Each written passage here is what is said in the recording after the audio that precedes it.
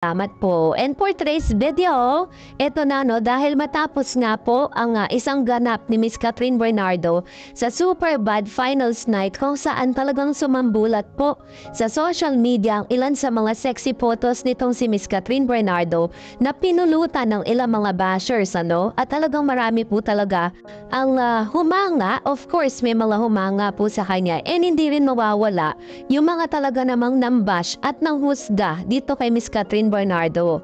So, sa isang post nga po ay talaga namang pinupulutan, no? At ang mga nagsalita na mga di kagandahan dito ay yung mga supporters po mismo nitong si Mr. Daniel Padilla. So dahil dito ay hindi po nanahimik si Miss Carla Estrada patungkol sa bagay na ito. So dahil dyan ay nakiusap po siya sa mga fans si Daniel patungkol sa no hate and no bashing. Nakiusap ang TV host actress na si Carla Estrada na tigilan na sana ng mga fans si Daniel Padilla ang pakikipagbardagulan sa social media. Ito'y sa gitna nga ng nagaganap na pag-aaway-away at kampihan ng mga netizen hinggil sa mga nangyayari ngayon sa personal life at career ni Daniel at Catherine Bernardo. Kahit matagal nang hiwalay ang Katniel, ay issue pa rin ito sa kanilang prospective fans and supporters at hanggang ngayon epektado pa rin ang mga ito. May mga nagkakapersonalo na nga sa mga nagsasagutan sa SOCMED ay kanya-kanya silang pagtatanggol kina Daniel at Catherine at may iba pang mga personalidad na nadadamay.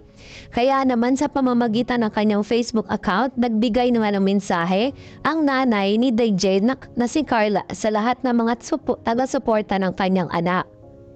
Sabi niya,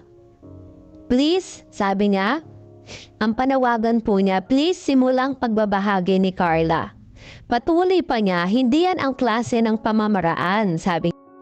Panawagan sa lahat ng mga supporters si Daniel Padilla or DJP, pakiusap lang po, sabi niya, no bashing tayo please, simulang pagbabahagi ni Carla. Patuloy pa niya, hindi yan ang klase ng pamamaraan ng pagsuporta na gusto ng aming pamilya para kay Daniel. We appreciate your support but please no bashing to others. Ipagmalaki ang lahat ng blessing ni DJ or DJP Daniel John Padilla. Respeto para sa blessing ng iba. Maging masaya tayo sa tagumpay ng bawat isa. No to hate, no to bashing. Salamat ang buong panawagan ni Carla sa mga loyal supporters ng kanyang anak. Narito ang ilang mga reaksyon naman ng mga followers ng nanay ni Daniel sa kanyang pakiusap. Carla Estrada, sana ganito din ang side ng kabila. Pinapaalalahanan ng mga fans na huwag magsalita ng masama, kaso parang masaya pa yata sila na inuulan ng masasamang salita si DJ. May liars. Hindi lang naman kabila, kahit kayo. Kayo din si girl, sinisisa ng mga fans nyo. Kaya siya daw malande, so sino pang apektado, yung stress na nga, tas siya pa ang mali. Diba? Mga liars, sabi niya, sila pa nga yung team leader sa pambabash kay DJ. Kung makapagsalita sila kay DJ, akala nila walang ambag si DJ sa karir ng anak. Mismo po Tita Carla Estrada, focus tayo sa pagsuporta kay Daniel Padilla original at sigurado ko ang gusto ni DJ ay positive and peace. Kaya doon tayo sa tahimik sa away pero maingay sa pagsuporta kay DJ. Ganyan dapat di yung siraan yung ex para sa idol. Wala naman tayong alam ba't sila naghiwalay. Thank you Tita, mga bashers dyan manahimik na kayo. Pinapahamak niyo lalo si DJ sa ginagawa niya. Mahiya naman kayo sa pamilya ni DJ. Buti na lang na-reach out sa inyo. Nag-reach out sa inyo si Tita Carla Estrada.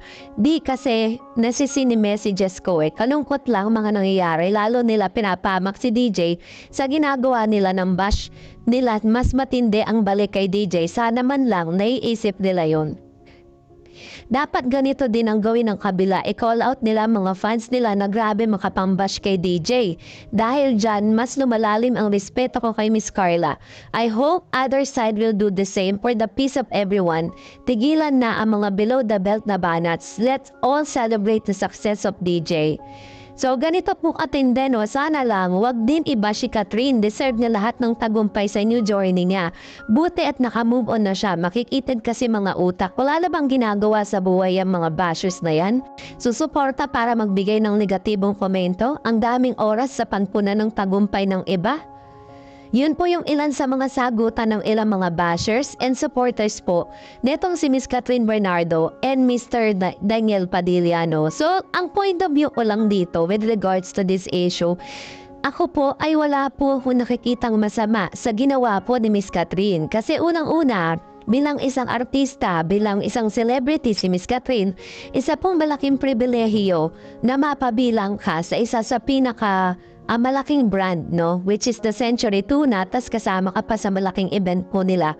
Yun po ay isang privilege. At the same time,